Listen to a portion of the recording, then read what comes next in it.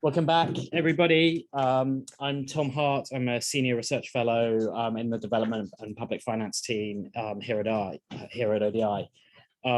Welcome to our second main session, where we'll be looking at some digital public finance reforms outside the finance ministry. And I think we're adding an extra, if we thought we had some challenges and difficulties from the first session, we're adding an extra layer of that here, because public finance reforms that involve a kind of distributed set of users, where you're trying to change the behaviors and practices, not just of a kind of small group of reformers inside the finance ministry, but the behavior and behaviors of potentially tens of thousands of distributed users across hundreds or thousands, or even more, as we'll hear in the Indian case, of people at the front lines of service delivery and the way that they're interacting with financial management systems as well. So we've got three great presentations for you from India, Tanzania, and Uganda. I'm going to introduce the speakers first. So online we have Prashanth Chandramouli Swaran. Prashanth, sorry if I have butchered your name there. Prashanth is the Associate Director for PFM at the eGov Foundation, which builds open source digital public goods and works with governments and markets to drive population scale digital transformations. Prashanth leads eGov's work on PFM, which aims to provide a secure and highly scalable platform that facilitates the exchange of financial information across all levels of government. Before eGov, Prashanth helped build one of the largest urban development capacity building programs in India, and has worked extensively in the urban service delivery, urban development, livelihoods, water supply, and sanitation disciplines. With us here, we have Dr. Gemini Mte. He's the Deputy Chief of Party of the Public Sector Systems Strengthening Plus project in Tanzania, which is funded by USAID and implemented by Abt Associates.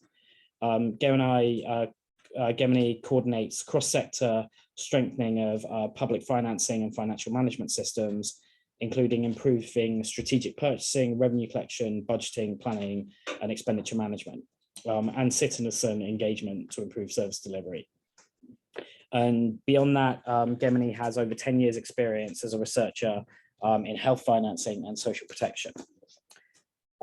We also have Sheila Chigozi, who is Director of ODI's Budget Strengthening Programme in Uganda. She leads a team supporting reform of the intergovernmental fiscal transfers in Uganda, working across the Ministry of Finance and the social sectors. And Sheila has a particular focus on the education sector. She's also worked on broader public finance reforms, including initiatives to improve budget transparency and accountability. Previously, she's worked as an advisor in South Sudan, and prior to this as an economist in the Ugandan Ministry of Finance. Thank you for our panelists here. We're going to do a bit of a game of two halves in the presentations here.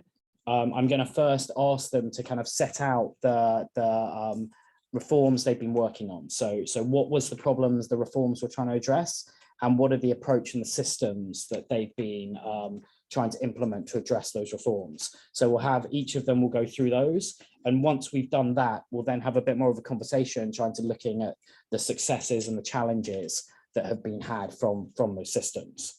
First of all, over to Prashanth to start us off.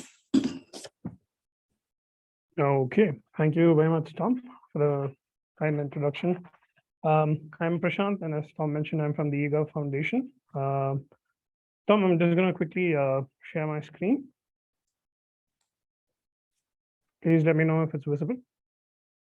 That looks good. We can see that. All right. Hi. So I represent the Public Financial Management Mission at the eGov Foundation. And as Tom mentioned, we actually care deeply about service delivery, and hence we've built a lot of digital infrastructure around that, but also look at building state and market capacities to be able to achieve the sustainable development goals, which we want to contribute towards. And these are some of the focus areas that we work with. So it was the public financial management challenge that I'd actually like to speak about today is It actually stemmed from some of the conversations that we were having with a subnational government in India, the state of Punjab.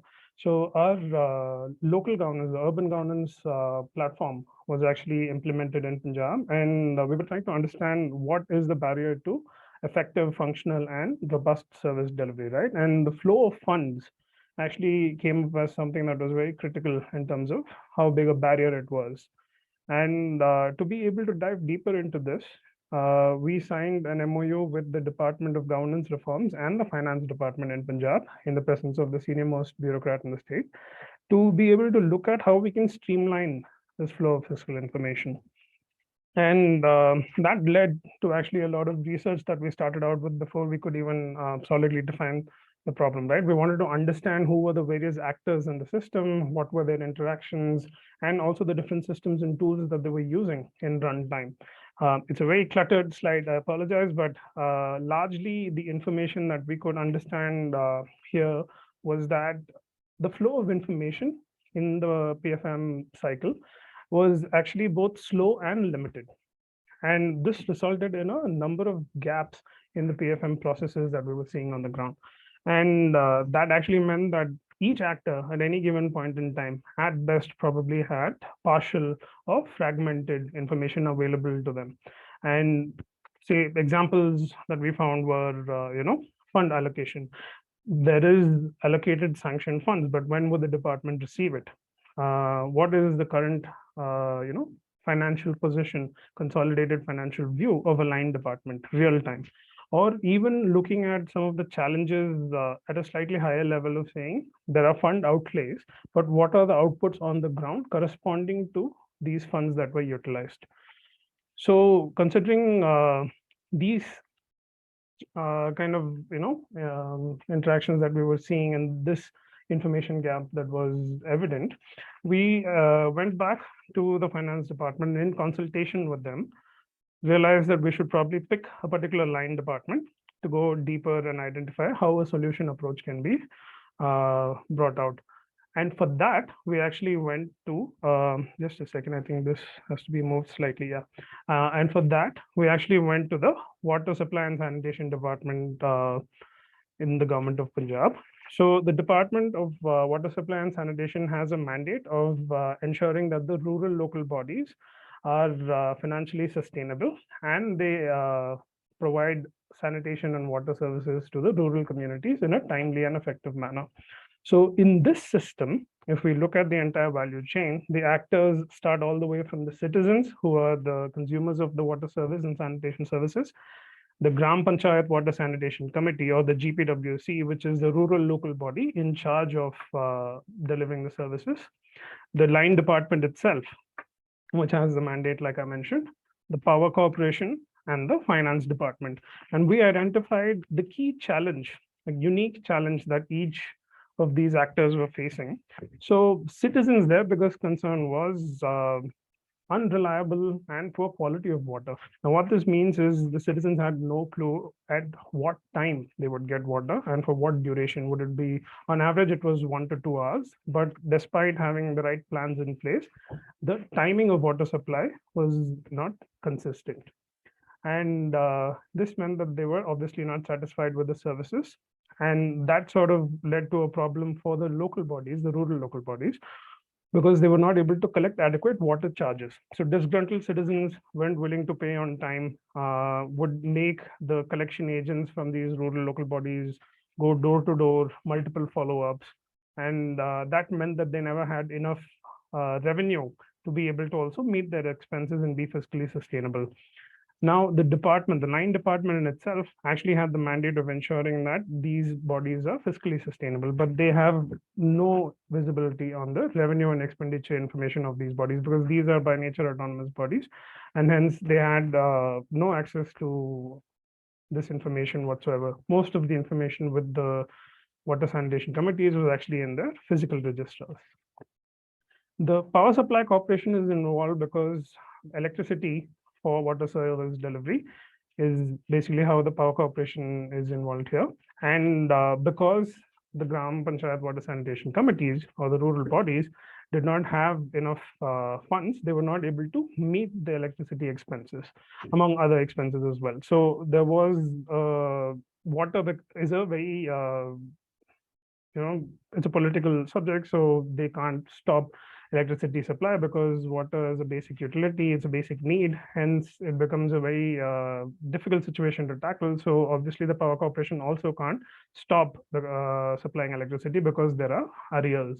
And all of this sort of mounts to the finance department in the manner of a large fiscal shock. So there's a sudden demand, a large amount of expenditure has to be covered. And this, over the few years, I think about a couple of years ago, was almost $35 million plus. And this had to be paid by the finance department, which means that they are then not able to focus on some of their priorities. And when we sort of look back, just abstracting at one level higher, we could really document the pivotal problem in such a way that the flow of money, which was a concern for effective service delivery, is actually linked to the flow of fiscal information in the reverse direction. And that information is actually, like I said, slow, limited, is also at an aggregate level. Down to the last mile, you don't have a disaggregated view of where money was spent and what it bought. This information was also inconsistent and incomprehensible. So when we look at the sheer number of actors in the system, right, then we know that the cost of coordination is going to be something that is extremely high. That is, and you could argue that different systems, we could look at integrations, but then if you have n number of systems, then you have n into n integrations, right, which again increases the complexity. And also the burden of interoperability actually rests with, say, particular individuals, either the government employees themselves or actually the citizens who are availing services. And this means that they have to understand the system that they're working with, the requirements of information and data, and then input it accordingly or exchange it accordingly. Thus, there was actually a dire need for trusted data to flow in the system, and also an exchange mechanism that could actually accelerate the flow of information, making it real time, making it electronic. So this was largely the problem that we were trying to handle. And the solution that we came up with was how do we look at a standardized format for a real-time information exchange between these different agencies. So normally you look at the whole set of funding agencies and implementing agencies and their stakeholders. So information has to flow in a timely manner. So that is where the idea of iFix came from. iFix is actually a fiscal information exchange. It's an open source fiscal information exchange platform that enables connected entities, right, government agencies or departments, to actually exchange fiscal information with each other without having to invest in any new system. They can use it, they can do it using their existing systems without having to integrate from point to point, all of that. So this open source free of cost platform is what we had built. And the exemplar of it happened in Punjab in the same situation, the problem statement that we looked at earlier. But what does it mean for HiFix, or what does it mean when we say, fiscal information exchange? So we basically look at, say, the PFM cycle as a series of fiscal events, right? You have your estimate or plan, etc. And I can go into this in a little detail, but I will be covering that slightly later. But these fiscal events are largely the set of information that a funding agency wants from an implementing agency. So how will that information then be allowed to be shared between these bodies? It's almost like how email exchange happens, right, today. So there is an event structure that largely captures inputs or attributes, such as, who is the creating entity, who is the approving entity, what is the source of funds, what is the amount, is this a capital expense or is it an operational expense, and so many other attributes that can be covered, because these are not the 8 exhaustive events that we are currently working with. This is an evolving set. So many further attributes which can be covered. So you, in essence, have the why, the what, the who, where, and when of financial transactions. And this information, when made available between different agencies, between the funding implementing agencies, or between different line departments and the finance department, the cost of coordination comes down through this visibility layer called IFIX, and also the whole transparency and accountability situation improves.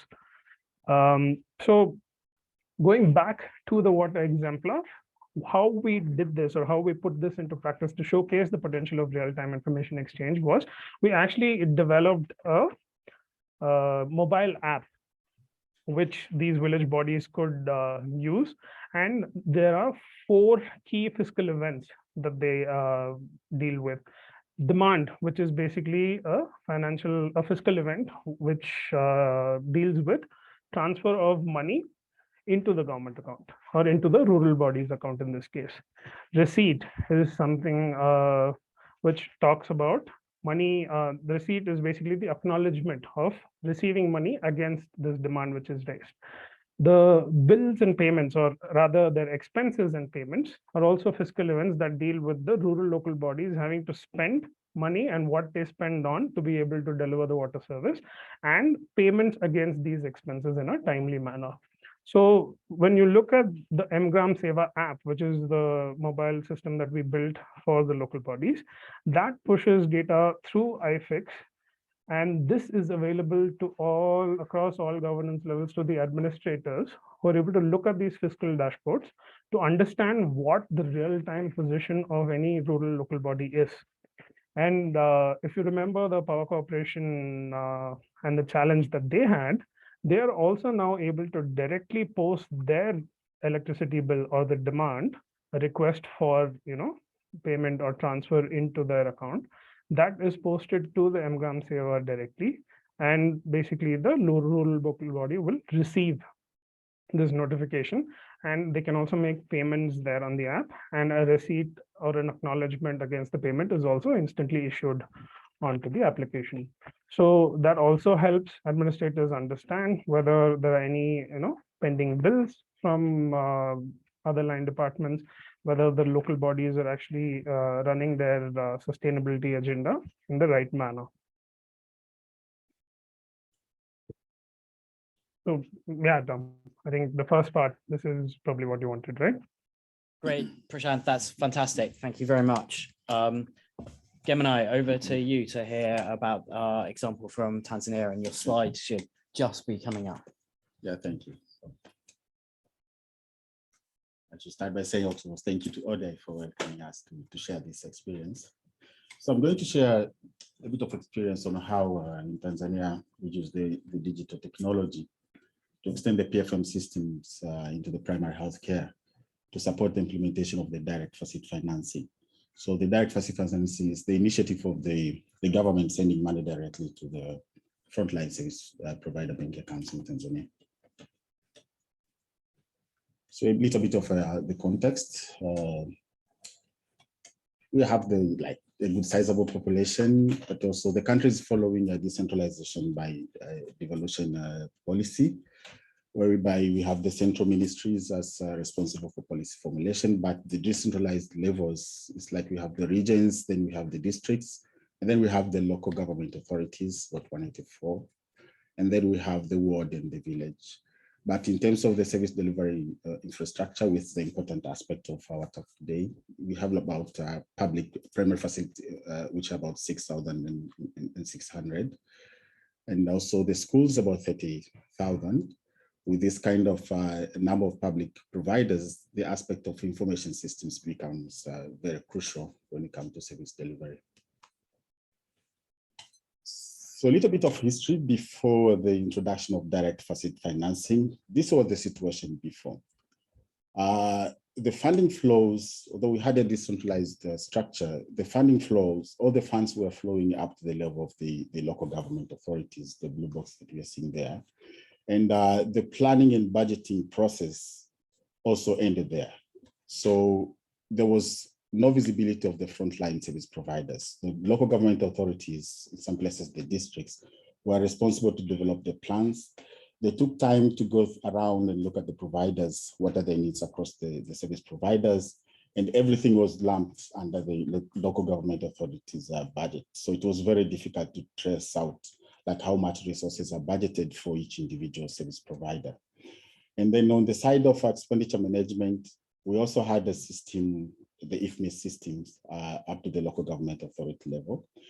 Both the planning and budgeting, but also the IFMIS systems at that level were really not automated.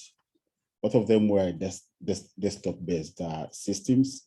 And you can imagine with a district where you have the multiple departments involved in planning and budgeting, if I'm managing the planning and budget for the health sector, if I go for travel or for training, somebody who is remaining behind, usually they had challenges. If I go with my laptop, somebody has to trace around where was the latest version because everything was a desktop.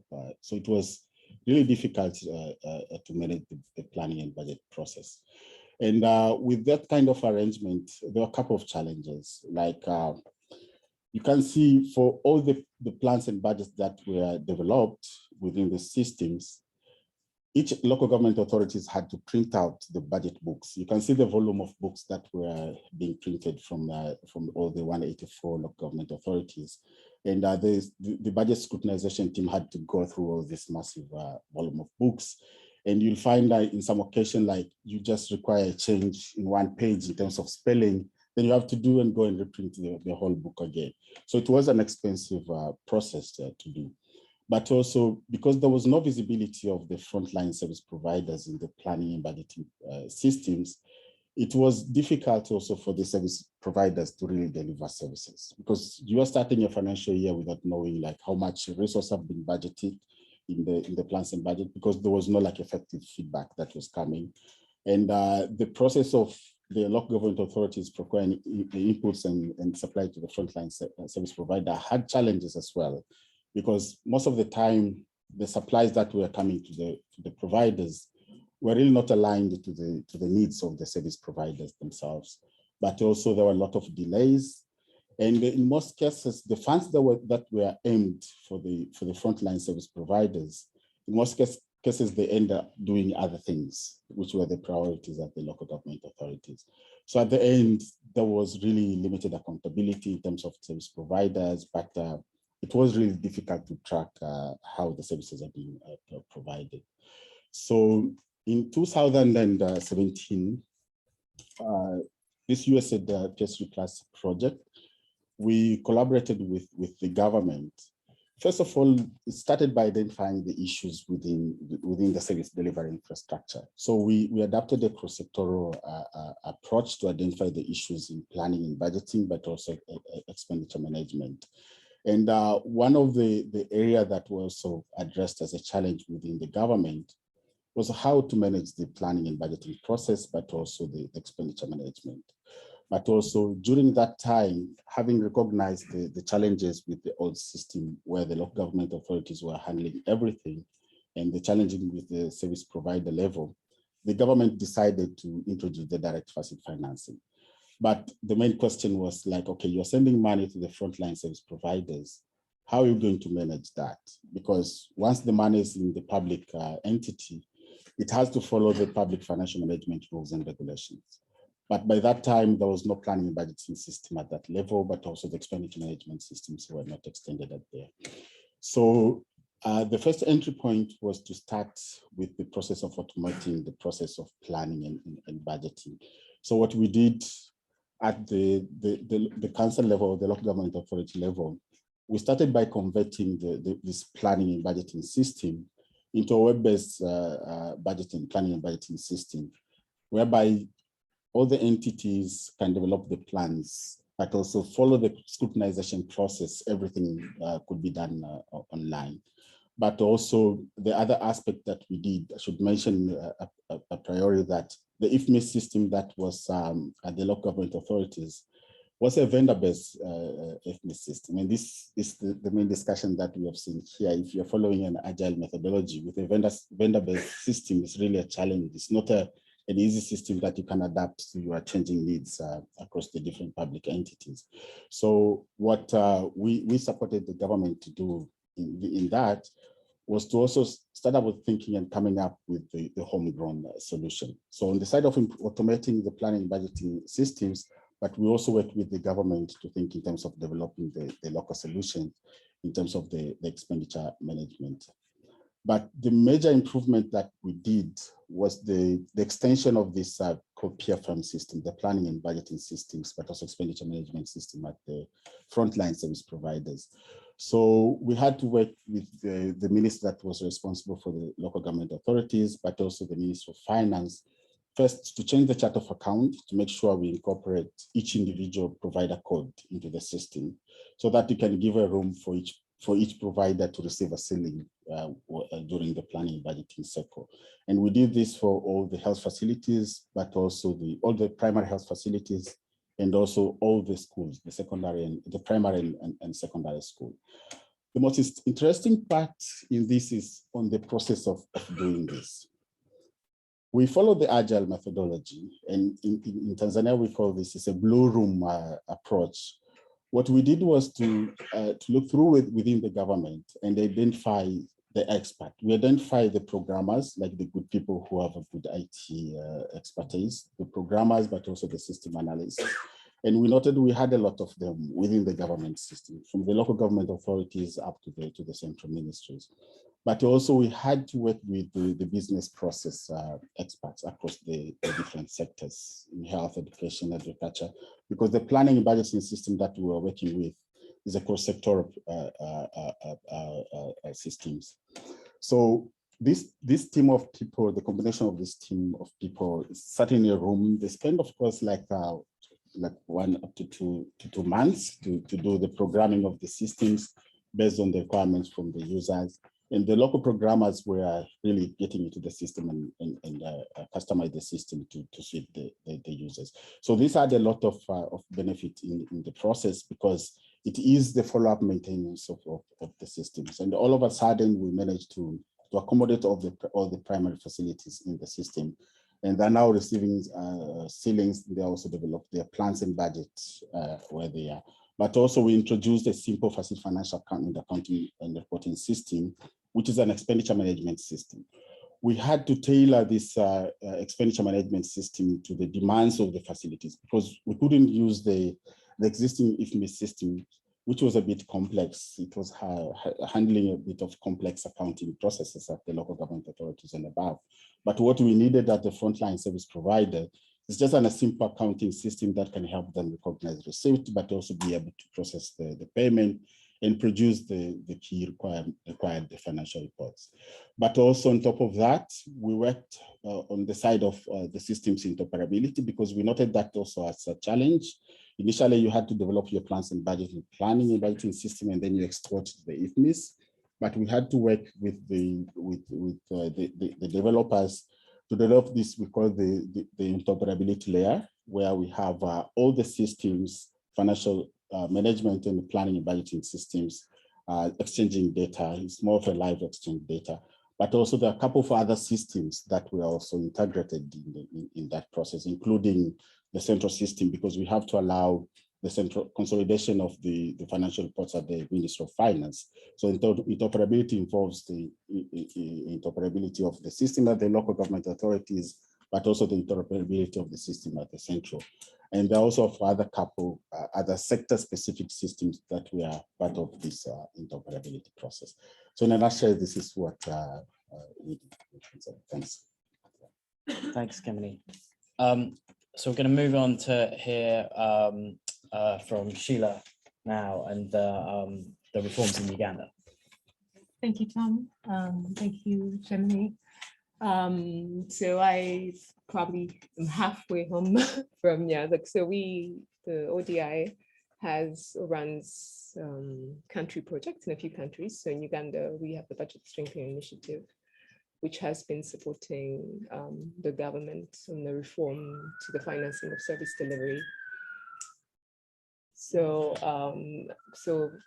we'll see as we go along in the presentation, but really the technology solution that we've been working with the government on is around this, supporting grant management. So in Uganda, probably, which is quite similar to many other countries around the world, it's also a decentralized system of government. Local governments are mandated with, service provision. So for things like, education. They receive grants from the center, which pay teacher salaries, operation of course for running schools and other education like management services, let's say monitoring, inspection. So I'm using the education examples because they're quite concrete for me. And then also the capital investments. So there are a number of grants, obviously, that go to do this across the different sectors, and a number of government entities that do allocate grants to local governments. So about 10 line ministries and a number of grants, actually.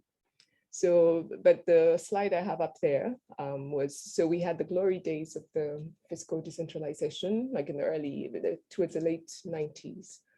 And then, during then there was money flowing in from the HIPC, debt relief, and then, and so funds were flowing and, I guess things were kicking off very well.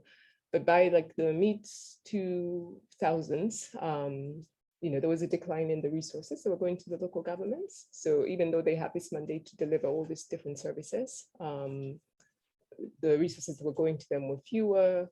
Many more local governments have been created during this time. So starting off maybe from like some 40 something local governments, to date we have about 276 local governments. So you have the same resource envelope, and yet you're expected to deliver on the same, with grants that are, like earmarked for particular things. So what the sectors would do with the same resource, once they would have a, a sector policy, it's still just earmark the same grant for, delivering, we'll add this other thing, we'll add that on the same grant. So that meant, that it was very hard to take, a holistic approach to equity in allocating those grants across facilities. So yeah, and then in terms of the service delivery outcomes, obviously during that period prior to the reform that we've been working on, you can see that the service delivery outcomes obviously were declining. There was little incentive for the local governments receiving so little money to actually account, to monitor delivery of services. So, sorry, you'll excuse my, yeah. So prior to the reform, what would happen, the grant allocation process was the sector ministries would use Excel spreadsheets to kind of, allocate grants to the local governments, and then submit this to the Ministry of Finance, but sometimes a very, opaque spreadsheet. So when I had Henny earlier saying they had 340, fairly, maybe we didn't get to 340 spreadsheets, but very close given the number of grants that were coming in. And so someone at Ministry of Finance had to actually, well, there was barely any checking to do. Sometimes you did. So it meant even though they had a formula to use, heaven knows if they used it. And then, so the Ministry of Finance would check, consolidate, and then, do those allocations.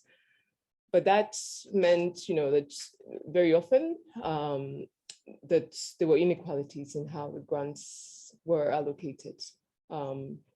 So many times what the sectors used was, sometimes they were very much cost driven, of course, like the input driven. So if it was maybe education, you're just looking at enrollment and not balancing with other factors for targeting. So things like population, etc., the area that you have to cover to deliver that service.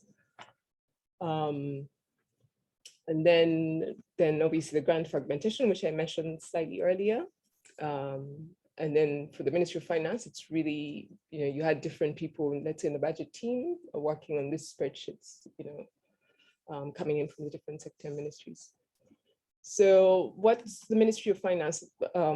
Sorry, a few more slides showing some of the situation here. Like it's really just drilling down. So in terms of the inequalities and the allocations, you had a range of, like let's say on average across both the districts and municipal local governments, where the variations in allocations would go per capita, let's say 80, and then as low as maybe 10 per capita allocations for grants.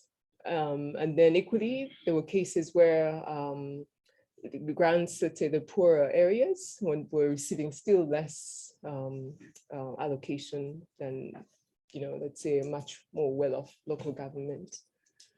So that's really down to the details. And then this one here is a specific example from education. Again, you're looking at per capita capitation grant.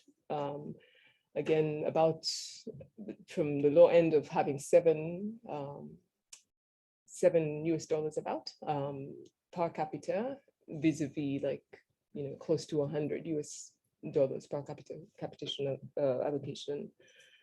And then things around pupil-teacher ratio. Again, you're allocating, let's say, the same amount of money to a local government one that has, a class size of probably 100 pupils per teacher, and one that has probably around 20, and you're all getting similar same-sized development grants. So that wasn't really tenable. So what we worked on, what the Ministry of Finance, like we supported them to do, was to create an online platform, which we call the Online Transfers Information Management System, or TIMS. And one of the developers who's like kind of the mastermind behind this is called Victor Tim. So we usually joke around about like, property rights and who owns it, but it's owned by the government, Ministry of Finance. So what that system does, it's essentially almost like a centralized database that links data, different pieces of data that are used in creating allocation formula and also doing the actual grant allocations. So you have, you have essentially, is that the wrong slide? Sorry, I cannot see very well. So the ceilings. Oh, this, okay, yeah. So yes, you have, so the ceilings, the financial ceilings are coming from the Ministry of Finance. So that's in, it's input in the system. And then you've got the data, some of it is more like just public national statistics data, like population, poverty, land area, etc., which are used to create the formula, and rather to create the variables that are used in the formula.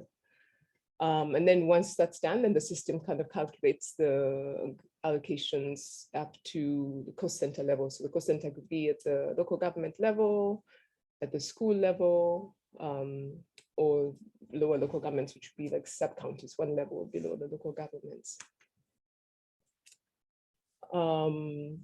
So this system majorly was set up to do two things, which relate to the problems that I mentioned earlier.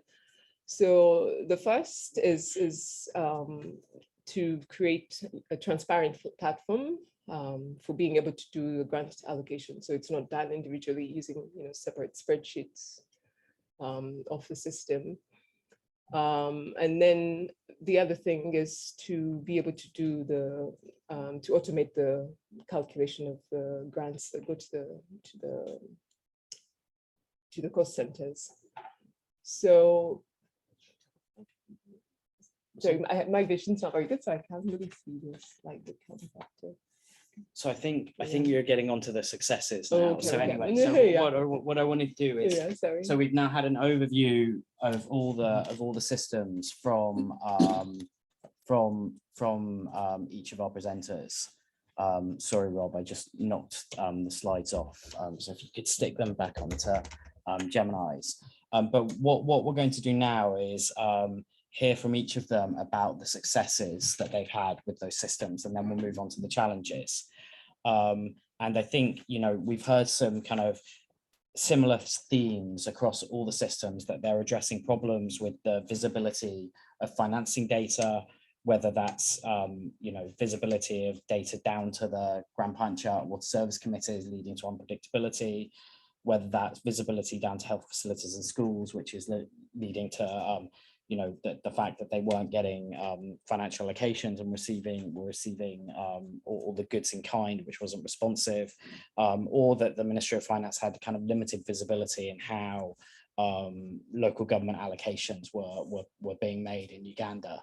But so let's go back to Prashant. And Prashant, can you give us one or two kind of key successes from the implementation of the digital reforms so far? Sure. I'm just quickly sharing my screen, but I think I'll rather speak to this in any case.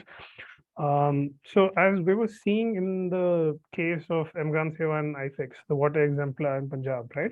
The success that we were able to see across was, so here you see that there's a collection agent or a revenue collector at the rural body level, and some members of the rural water committee. These are the people who actually use the mobile app Mgram Seva, which is then populating these fiscal events through the IFX platform onto the dashboards that the state government is viewing, which is the finance department, the water department, the line department, and also the power corporation. Now, like I mentioned earlier, of course, there is improved visibility. The pilot showed that, Gram Panchayats are more dedicatedly entering their expenses and the payment status against that. They're also covering demand better. And for the power corporation, these pending, that's an integration that is in process. But once the statewide rollout happens in Punjab, the power corporation integration will also happen. So, but when we look at something that's probably a step above all of this, right? See, for the water departments, it is a clear mandate in terms of how they're able to support these rural local bodies. Yeah, of course, the power corporation has its benefit, finance mitigates fiscal shocks.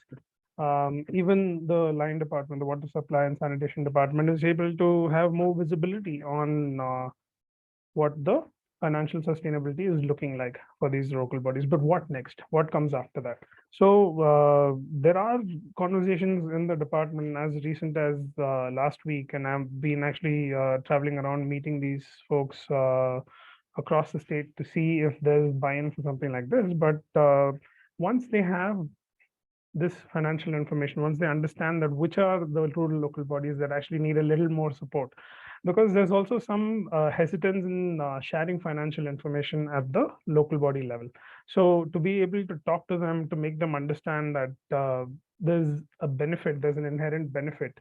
And one such benefit that I'd like to share is the department is now considering having water meters installed and do volumetric tariff, which is supported on this system. And probably there's a minor enhancement that is needed to be able to fix the slabs. So what this will help is, currently, if you see, there's a flat tariff of roughly about $1 a month. This means that if I'm a family of 2 or 4 and my needs are very minimal, I don't have, it's just basic household water consumption that is needed, I'm still paying the same dollar, which another family of say 8 or 10 people, they have cattle, they have poultry, they have farming land, and they're also paying the same. So essentially, the ones with lower consumption are in effect subsidizing the ones with higher consumption. So an introduction of a volumetric tariff is a revenue augmentation or a revenue increasing kind of a initiative that the department can then support these local bodies with, where currently they're not able to raise enough revenue. And another success that I'd like to highlight here is the actual service delivery part itself, right? Citizens were getting water for an hour or 2 hours. So what they would do is they would leave the taps open before leaving the house for work or whatever, and then an empty bucket placed under that. So that 20-25 liter bucket would fill out in 10 minutes, but there's water supply for at least an hour or sometimes 2 hours. So a lot of water wastage was happening. But through being able to, and I'll show you some of the stats out here, they're able to increase the demand, which means basically now in the pilot location, what was 40% coverage earlier, 97% of households are covered. So that means 97%, roughly about 12,600 households out of 13,000 are getting their bill on as an SMS, which they can trust, and they can make the payment online. So the collections, which is basically the money that they collect against the bill raised, that has also more than doubled. So with this, what they're able to do is actually they're able to increase the duration of water supply. So what was 1 or 2 hours earlier is almost moving towards a dawn to dusk model. So about 10 to 12 hours of water supply uninterrupted. And that will further lead to reduced wastage, because if you know that water supply is dependable, is reliable, I'm not going to do the same things that I was doing before as a citizen. And if this trend keeps continuing, they've been able to show, I think, in about 300 villages across the state, that they'll probably move to 24/7 water supply, which is the ultimate outcome that they want to get to, right?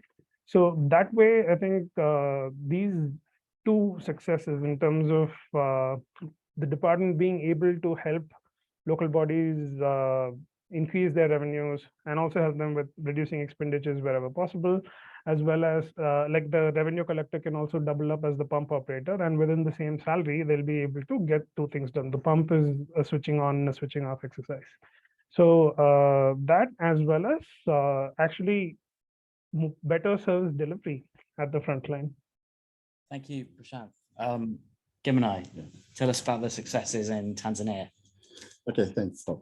So one of the first success I would say is an improved accountability in delivery of services across all these frontline service providers, because through this extension of the PFM systems, the facilities know like how much budget is available. They can monitor over time for each year, but also they can also use that the moment they receive money, they can also use the system to monitor the implementation of the budget. So through these systems, they know like how much resources they have, how much they deliver, but also we have the health facility governing committees who are responsible to oversee how the facilities are responding to community need. So through this extension of the system, these committees also have a place to do like an audit of how the facilities are performing, like how much resources they have used. And also they can monitor through the system because they have to produce the report. If you are planning to do this kind of interventions, they use the reports, the system also to report on. So these committees can also use the report extract to get the reports from the system, but also to respond back to the communities using the information that is coming out of the system. But the second most important aspect of this is it has facilitated also the buy-in of the direct facility financing implementation, because it was a challenge to introduce DFF if you really don't get a buy-in from the Minister of Finances. Because to the Minister of Finance, what they need to see is like how are you using the resources and whether you can get the reports back. So through this extension of the PFM system, at least it's building trust with the Minister of Finances, and they continue to support this initiative of sending money directly to the facility bank account. And the third aspect, through the automation of the planning and budgeting process, the government has been able to also save money that was used during the planning and budgeting process. Because for each year, we've seen the volume of printouts of books that were coming out of the system, but also staff had to travel from the 184 LGAs to go to the Central Ministry of Finance to sit and go through the books and agree and negotiate the budgets. But for now, the whole of that process can be done online. They can just look at the budgets that have been submitted online, do the scrutinization. If there are improvements that need to be done, cut the plans or align to the national objectives, everything can be done online. So in that, we have a paper that we published in terms of the cost effectiveness of this planning, automated planning and budgeting system. It managed to cut the cost to a range between 50 to 60% of the cost that was used before to develop these plans and budget. And also the process of interoperability of the systems has also had to solve a lot in terms of the quality of data that is coming from the planning to the spending expenditure management system. The quality has improved, but also it has saved a lot in terms of the level of efforts that was supposed to be injected by the service providers. We have only facilities have challenges with human resource. In some facilities, you can see you only have 2. If they had to deal with the multiple systems, it's more time to them. But through the interoperability, once they've done their plans and budgets in the plan rep system, that budget and plans are exported directly to the expenditure management. system, and they will only have to deal with this expenditure management system to process their procurement. And the reports can be generated automatically. So the hassle of dealing with a manual system has been solved through the automation process of this PFM system. We should start with that. And then, great, that's great, thank you. And Sheila, could you tell us a bit about the successes and also the challenges that you've had on the implementation of the reforms in Uganda? And Rob, maybe we can have the slides back up again.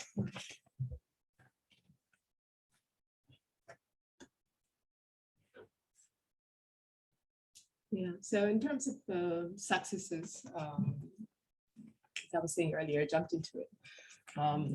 So the main one, obviously, solved a big problem for the Ministry of Finance by creating an online, platform where, all this data that's used to do allocations is available. So there's a single repository online and a simplified way for sectors or line ministries to actually design the allocation formulas so they can do,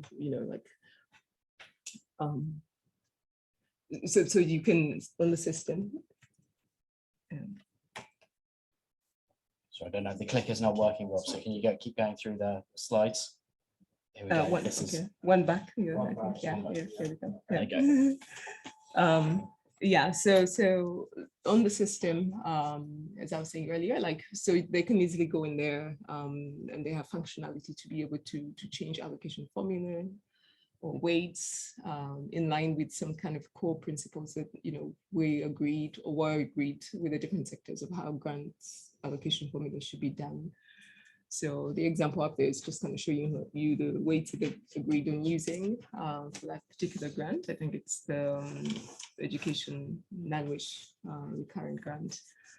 And then the other thing is for the Ministry of Finance, really, it's just having that oversight over what's happening at different stages of the process. So I think that's going a long way to meeting their key need for them as a ministry. And then the other thing is really being able to enforce the use of allocation formula. So if I have my spreadsheet and I can manipulate it whichever way I want, but now the formulas are locked in there, and then you input the data and it spits out the allocation that goes to the local government. So that's been a very I guess successful aspect. Now to make that whole process work, though, there's challenges to do with the data that actually goes in there, the input data. So while I kept hearing other people saying, interoperability between systems, I think we only have a small API, let's say, with the budgeting system, and it's really actually this system that's feeding into the budgeting system from the ministry. But all this other data is coming from the ministries, so from their sector information management systems, like the health one or the education management information system, and also from the Bureau of Statistics. Now, each year, when during the planning process, the planning and budgeting process, the data has to get updated to be able to then do the calculations. So, but usually what happens is every year, or every other year, this in Uganda, districts keep giving birth to more districts. So we then have to sometimes split the data across districts, move facilities, or determine what population goes in different directions. But what happens is, even after setting templates or data structures for being able to do that, when you get this data coming in from the Bureau of Statistics or the sector, sometimes they never really do. They do not adhere to the templates or the data structures that have been given. So as a result, a lot of the project team really ends up spending a lot of time, cleaning data, analyzing the data, the input data, then it has to go into the system. So, really, we have a problem there with data governance. And there's we don't necessarily have a seamless exchange across the different systems. So it's I guess a key challenge for us on top of the success. Yeah. Great, thank you, Sheila. I want to delve a bit more into how Gemini and Prasanth, you've dealing with the kind of capacity at the front line, because you know, as I mentioned at the start, we're dealing with PFM reforms here that are require kind of multiple dispersed users to use these systems. And you both highlighted the importance of having this kind of financial transparency from the front line right up to the Ministry of Finance. So how did you address this challenge of changing the practices at the front line to use these systems and to make sure that these systems actually fulfilled their promise of improving financial management across the whole service delivery chain? Gemini, why don't you go first, and then Prashant, you can come in. Okay, thanks, Tom. I think one of the important aspects when you're doing this kind of improvement is more of understanding what is the structure of service delivery and what are the needs down there, and recognizing like the context and the capacity of the frontline service providers. Any solution that is coming out has to align with their capacity. And for Tanzania, that was an important aspect at the very beginning, at least to come up with expenditure management systems that are simple and can easily be used, but also, of course, simplicity still need to follow like proper accounting principles. So it's simple, but it's good enough to produce quality financial reports and be able to also do like the closure books of accounts at the end of the year. So that was an important aspect. But the second one is to use of the local capacity, especially what we did for Tanzania, is find like a homegrown solution. I could imagine if we use like a vendor-based or off-the-shelf system and introduce to the frontline service providers, that could be a challenge. But what we did was to use the local capacity. They're able to customize the challenges as they come out, and the systems that were developed were customizable. Like you can introduce the new demands as you keep on implementing. So we started simple and then keep on adding improvements as you gain the experience as you keep implementing these systems. And the other aspect is more on the building the capacity of the frontline service providers to use these systems. If you combine the total number of health facilities and, for example, the schools that we have more than around 40,000. And adding on top of that, the villages and the wards, you have more than 16. So it's a huge network of service providers. If you adapt like a face-to-face capacity building, it's not going to work. So what we did in Tanzania is to also invest on the technology again. We have developed like the YouTube videos that are taking like the step-by-step in terms of the use of these systems, and across all these facilities, they can use these YouTube videos to do their own training. But also we have online training materials, the online distance learning as another option, where we have all these system user documents have been uploaded there. And they're also in a simple step-by-step approach. But also we also had to use the alternatives, especially in the areas where you might have like limitation in network connectivity. Like not everyone, they have like the local area network connectivity. So the web-based could be a challenge. So we managed to support the government to develop like the mobile solutions. Like we have this financial accounting report system in the mobile version, where they can also use at the facilities. Yeah, so this is how we were trying to address this kind of challenges. Thank you. Thanks, Prashant, over to you. And then after Prashant's answer, I'll open it up to questions from the audience, and also for our online audience, please send in any questions you have as well. Well, thank you, Tom, and thanks, Gemini. I think you captured it really well. You said that some of the solutions that really work are the simplest ones, because adoption is something that's very critical, right? When you come up with new solutions. Tom, for us, the challenge actually was the entire system, the different actors who I earlier called out. When we put our research together, what we were often finding was that the system was stuck in some sort of a suboptimal equilibrium because the actors weren't willing to exchange information with each other due to different reasons. And what was critical was to understand what the blockers were, and then how could we unblock that? How could we make sure that the information is exchanged willingly? So a good example, like I said earlier, was the rural local bodies. Um, the simple question on their minds always would be, why do I have to share my financial expense and revenue information with the department? Because the water supply scheme has been built and handed over to these bodies for operations and maintenance. So what is their concern? But the department has a very different agenda. It's not to basically say that, okay, these people seem self-sufficient, so let's focus on somebody else. They want to understand what is the proactive and apt intervention that they should come up with, considering that this is the fiscal health of a particular rural body. So this understanding, this is where we need to understand who are all, like a systems thinking approach comes into play here, right? Who are the people, who are the actors in the system, and what do they want from each other? Why are they not able to exchange this with each other?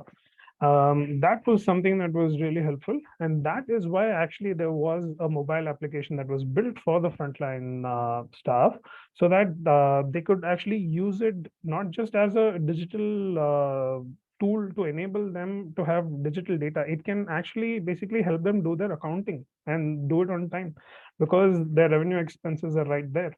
So that portion of it also, to have like a transactional system on the front line that really helps whoever is on the ground.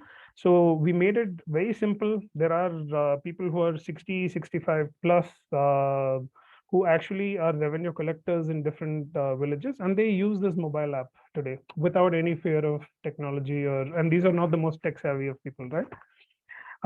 There's also another portion where there are a lot of people on the ground who are also interested in delivering better services. These village bodies actually care about, because in a village of 200 households, you pretty much know everyone, by a first name basis. So they do get asked questions. There's also a slight political angle to it that I would like to come back and cover the next term, etc. But largely, if you see, they are concerned about service delivery. And for that to be enabled, the information that has to go all the way out from the last mile to the top to the finance department has to happen. So when we sort of push on those agenda points, it helps. There is, of course, extensive capacity building work that has been done there. We've had more than 100 senior engineers in the department trained, because these are the ones who will be handling the divisions. So how the governance level is set up there is, there are a host of villages, about 100 odd villages, roll up to a division. And that division's executive engineer is the person in charge for ensuring that at the district level or the administration is smooth. So we trained them. We also went down to individual revenue collectors and had camps where we actually gave them hands-on technical training of using the application, as well as shared bite-sized learning videos on WhatsApp. And any workshop or training that we had, we ensured that at least the head of the department, or probably the ones right below them, were present, so that there was this intention signaling of how serious the top brass is about implementing this across the state. So some of these methods actually helped us convince the frontline on having a system, having to use a system that will help them digitize their information, as well as sharing fiscal information in a timely manner. Thank you. I want to open it up now to our audience for questions. So please go ahead. Ivor. Sorry, you might just want to wait for a mic. Thank you for a very interesting set of presentations. I think for me, I want to make a couple of kind of like observations and then a question. There's a dichotomy I see here between what people want, to solve a very particular problem, like, getting the water supply and sanitation system working at the local level and the data that's needed, or the problems that need to be fixed to make that happen, which is very local and demands, a very adaptive solutions and similar similarly in Tanzania, you know, what you're trying to do at the local government level, you're building your own system that solves a particular, you know, set of issues that you face, which is very good. But from the other end, you got the Ministry of Finance, you know, demanding, you know, tending towards building monolithic systems. Nearly all the ministries of finance that we talk to are acquiring SAP or Oracle, which, you know, and are trying to perhaps adapt their processes to suit the technology that's available. This whole process of and how you make sure that what you develop at the local level is, you know, compatible and provides the Ministry of Finance with what they need. So I'd be interested in your observations on that kind of dichotomy of how you resolve that, how you make sure that the local systems marry up with the systems that the Ministry of Finance is running. Yeah, we've got another question here as well. Tom, just a quick check. Are we basically answering the question? Okay.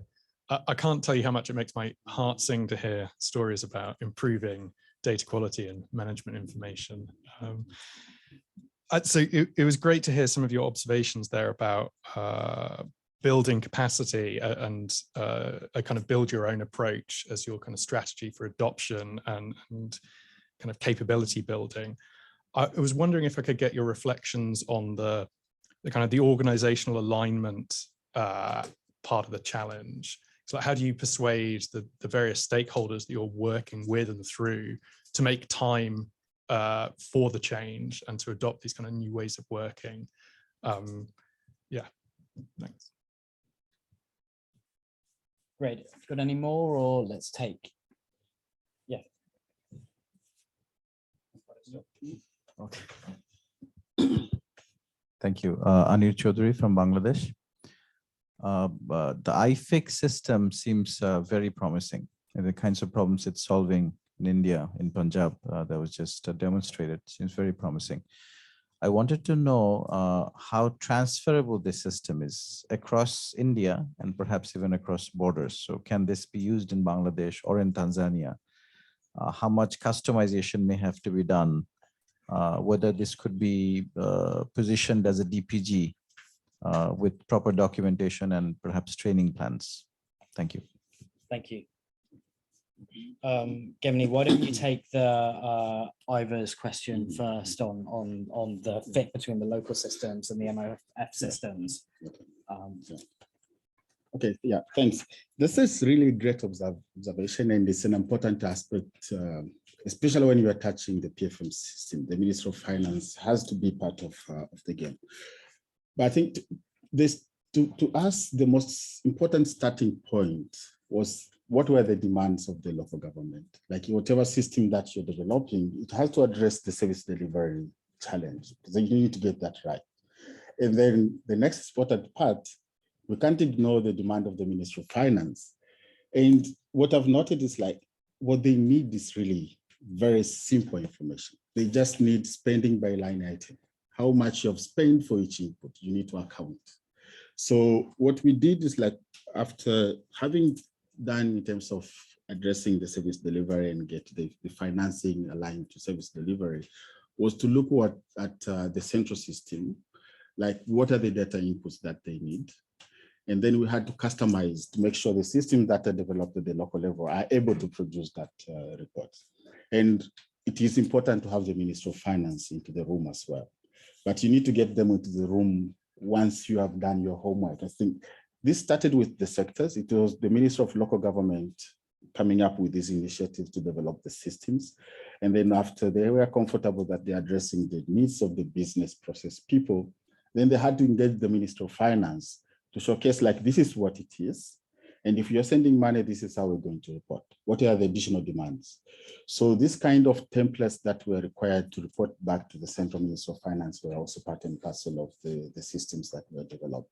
So at the end, they are using the local system to manage expenditure, and at the end, they're also able to produce the reports that are required for the central level consolidation. So the Ministry of Finance is a very important stakeholder in this process. And do you want to say the question about the organizational alignment and how it made sure you got this implemented down the kind of delivery chain? So ideally, the important point is like even if we are the partners supporting, we have to align within the government processes. It is not like an external initiative that is coming and being implemented with the government. So once you start from the government, it is the government themselves, once they've seen like this thing is working, it is them now starting to align other partners. It's not an easy job because taking an example of the approved planning and budgeting system. Of course, we have other partners who are also supporting the local government authorities through the vertical programs. So what the government wants is to have all these partners using the planning and budgeting system, at least for the purpose of aligning the resources at the local government authorities. So they have space where they can accommodate the interventions that the partners are implementing. But it's an area that still need more enforcement because not all of them are aligning to that, with multiple reasons. Some are saying like, okay, the financial years are not aligning with the financial years of the partners, but something can be done, even if there are differences in financial year. As long as you know, like, this is what I'm going to implement, you have the space to do that. So it's an area that has a challenge, but the government, once it's a government system, they have their own machinery of working with that. But also what we did with this support, we identify also other partners who are supporting specific regions. So what we are doing in collaboration with the government was also to promote these systems. And once these other partners understand, they were ready to support. So we see other partners who are contributing, like the training support to roll out this, to deploy these systems across the locality. So it's not an easy area, but the moment you work within the government should take that step to start aligning other partners. Yeah. Thanks. And Prashant, do you also want to take those two questions and the additional question on the transferability of IFIX across borders? I'd probably quickly take the one that came from Mr. Chaudhary on transferability of IFIX. I'd like to go back to what the actual first question was. So to that point, in terms of transferability, the one thing that we're already doing, see, when you look at the Indian context, right, or just largely in terms of what the government does, the main aspects are delivering services to citizens, building the right infrastructure for citizens, and also benefits if they have that. So there's another subnational government in India, Odisha, the state of Odisha. So there, we're currently demonstrating how IFIX can actually help in infrastructure management. So there's a scheme called Mukta scheme, which is an urban employment generation scheme that actually uses community wage seekers to build assets in the community itself. So let's think of something like rainwater harvesting structures or parks, etc. So wage seekers from the community who are most probably migrant labor who have come back because of the pandemic. These people offer their time and services in building local community infrastructure. And they get paid for it. So we're trying to actually showcase an exemplar where the payments, the benefits that the wage seekers get. So integration of IFIX with our works management platform with the IFMIS in the state to actually automate payments and expedite payments also. Currently, the payments take anywhere between a month or 2 months, but the government aims to bring this down to almost a week. So that is something that we're already expanding the water exemplar to. So IFIX potential now goes from service towards the infrastructure management, and a portion of benefits is also covered in that. So yes, it is extendable. What is needed is that there's a source system. So we probably, to go back to some of the other questions, we're not looking to question any of the existing systems, but what we want to do is to be an added layer of coordination and visibility while integrating with the existing system, so that the information that probably earlier wasn't there now comes in from other integrations. And for this, we have what is called IFIX adapters that are basically positioned on both sides of say the system where you want the information from and the system where you want the information to. So these adapters help standardize fiscal events, and then the exchange happens. Great. Thank you. Let's do another round of questions. Kahal, I do have a question, but there's also some online questions on the iPad. they haven't come through. So, oh, here we go. Right. Yeah. I do have a question myself. My understanding is that the ICT team in the ICT team in the President's office for regions and local governments have been very influential as a driving force in these reforms. Perhaps you could talk a little bit about that, and relatedly, Sheila, maybe you can then respond to that as perhaps something that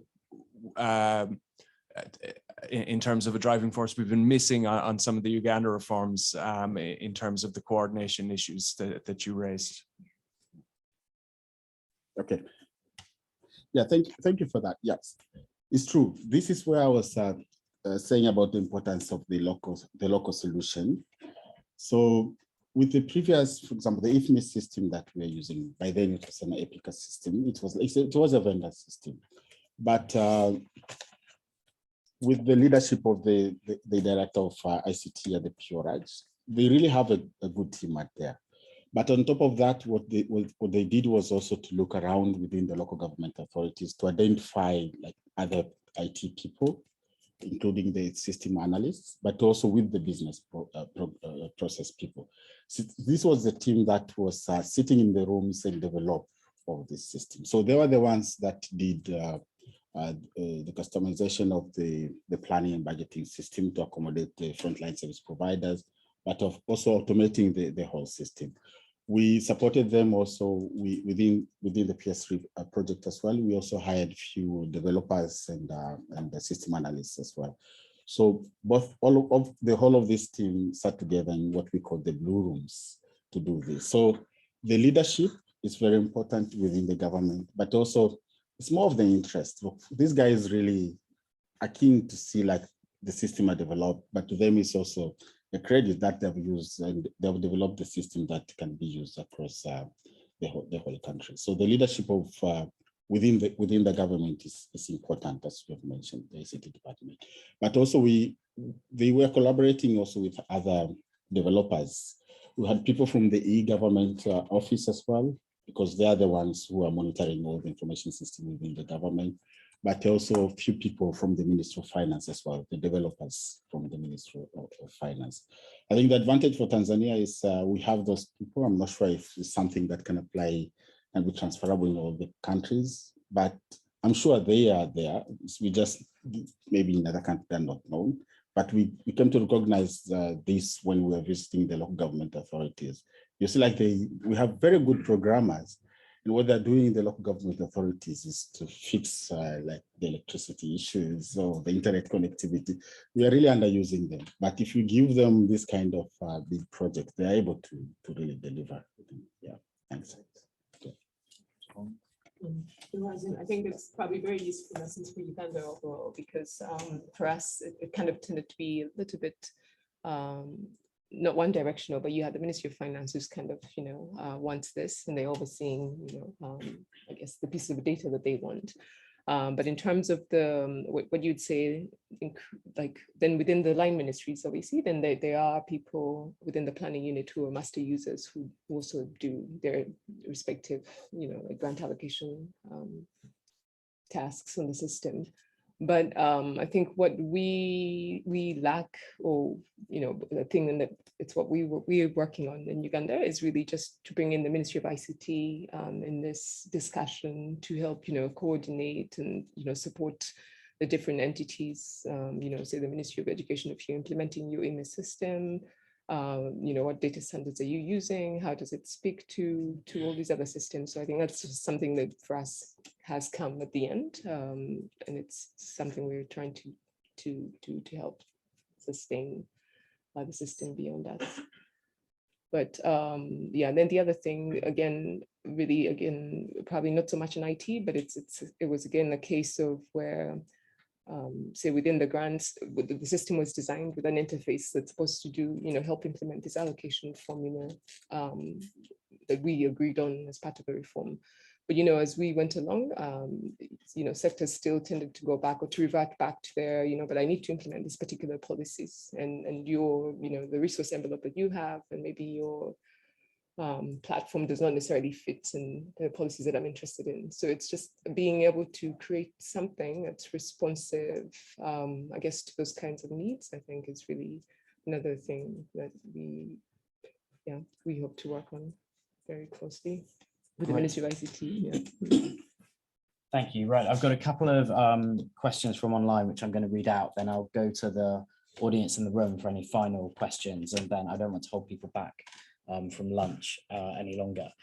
So the online questions are firstly, I think these are mainly for Gemini and for Prasanth, which is how easy or difficult was it to draw info from the IFMIS, both kind of any technical difficulties, but also any to draw the information from the IFMIS, both on a technical level and also on a political level. And is this, I think specifically to Prasanth, is the information exchange between the IFMIS and the IFIX one way or two way? So as well as drawing information from IFMIS, is the Ministry of Finance getting information into the IFMIS that it didn't previously have? So that's the first question. The second question, and I think either of you can take this, which is, can the app systems that are being used at the front line, can those work offline and then later sync once they've, if they have data entered when they're offline, can they then later sync up with the main database when they're connected to the internet later on? So those are two questions from online. Are there any final questions from the audience here? No, great. Everyone must be desperate for lunch. Gemini and then Prasanth, if we take those questions, and then I think we can wrap up. Sure, Tom. Gemini, are you going first? Or? Yeah, access to the IFMIS. Okay, that's fine. Okay, so of course, accessing the the IFMIS systems is a challenge. It's like the Minister of Finance are not always open with the information that is coming from the IFMIS. The information that we can get, especially for Tanzania, anything that has to go out from any PFM system, first it has to be like an audited information. So in most cases, what becomes public, it can be like the annual financial reports that have been already audited from all the systems. There are cases if people want the specific information, like the details expenditure information, you have to get like a request from the Ministry of Finance or the request from the Ministry of Local Government to be able to access. So any information that is public, first it has to be an audited report. But there are cases where, of course, it is possible to get information from the IFMIS in different arrangements after the request from the Ministry of Finance. So not everything is public from the IFMIS. And whether we can have the offline versions. So at the moment, this planning and budgeting and the expenditure management system, they are all online. We don't have the offline versions, but these are the things that the government, especially the IT team, they're keeping on thinking about it. We're having the challenges in most of the remote areas in terms of the connectivity, but they have been trying to, especially with the plan ref, it's not the planning and budgeting system is not a major issue because it's you develop the plans and budget once a year, and then you have to submit. Once it's already exported to the expenditure management system, that's done. It is more an issue with the expenditure management system. So what they did, especially with the interoperability, what they did is like they have customized the timing when the data exchange is happening. In most cases, they're transferring data at the time when maybe there's no overuse of the system at the middle of the night. I think that's the time when we have that good connectivity. But for other systems which are not the PFM system, especially with, for example, we are supporting also the electronic medical reports systems in the health facilities. They have these offline versions that the moment you are offline, they can continue providing services. And then when they have the internet connected back, they can do the synchronization. The good thing with this system, because they are home solution, they can do any improvement at any time based on the demands that we have. Yeah. Thank you. Prashant. Yeah, Tom. So on the first piece, I'd just like to actually go back to the example of the infrastructure and benefits kind of scheme that we're talking about in Odisha, right? So there, we're building a works management platform that will actually, through iFix, be able to talk to the IFMIS system in Odisha. For where the urban local body can do two things. One is to have the virtual limits assigned, etc., which is basically from the state's consolidated account. And based on these assigned limits, whatever bills are being processed by the local bodies, that is checked for if there's sufficient balance and then processed automatically. And there's also a message back to the source system that the payment status is either completed or failed. So in that way, yes, we're able to actually, have data coming from the IFMIS, but the use cases are something that we're still building on. For example, in Punjab, this is still a work in progress where we have to identify how our source system can now interact with the IFMIS, because currently it's largely for the local body's own source of funds. But this can be expanded to the state's funds and also the center's funds. And that point, we'll definitely need to speak with the IFMIS. And to the question of offline support, see, we understand Punjab, for example, actually, everybody has a smartphone. It's a slightly better connected state. So these systems are online and they work. But for example, in Odisha, there are certain areas where there is this challenge, right? So our systems will be built or can have the ability to support offline. And a key example here is we're actually in the process of supporting, the Ministry of Health in Mozambique for their BedNet distribution campaign. And there, it definitely needs a system that has offline capabilities. So yes, it is possible to be able to extend that and also even have, say, lighter variants of the platform. It's not available yet, but there are discussions to have lighter variants of the platform that don't cost a lot of money in terms of how it's hosted on the cloud, etc. So yeah. Great, thank you very much. I'm just going to try and summarize some of the key themes that I took away. So I think, we had a lot of talk about the importance of the information flows going, if you like, up the service delivery chain, that are needed to allow the money to come reliably down the service delivery supply chain to the front line, and where some of these digital enabled reforms really seem to be able to be transformative. But if they're going to do that, we need to think about the kind of incentive compatibility of the systems, especially for frontline users, and making sure that the systems are providing benefits to frontline users if they're going to be reliably implemented. And this brings up the point of having the interfaces so that you can have a system that both meets the needs of the Ministry of Finance, but also the needs of the users, and that those may need to be different systems that can be linked up rather than a single large system. And I think also what came up quite strongly is the point about building local capacity for sustainability. So these systems are locally built, locally owned, rather than being kind of reliant on external vendors to come in all the time. So thank you again to Prashant for dialing in from India. Thank you, Gemini. Thank you, Sheila. And I don't want to hold anyone back from getting lunch. And I think just to check that after lunch, we are all in breakout sessions. So please reconvene in the rooms where you will be either discussing education or social protection or real-time data. Education in this room and the other two across the hall. And for those online, there's different links on the other. Great. thank you very much. And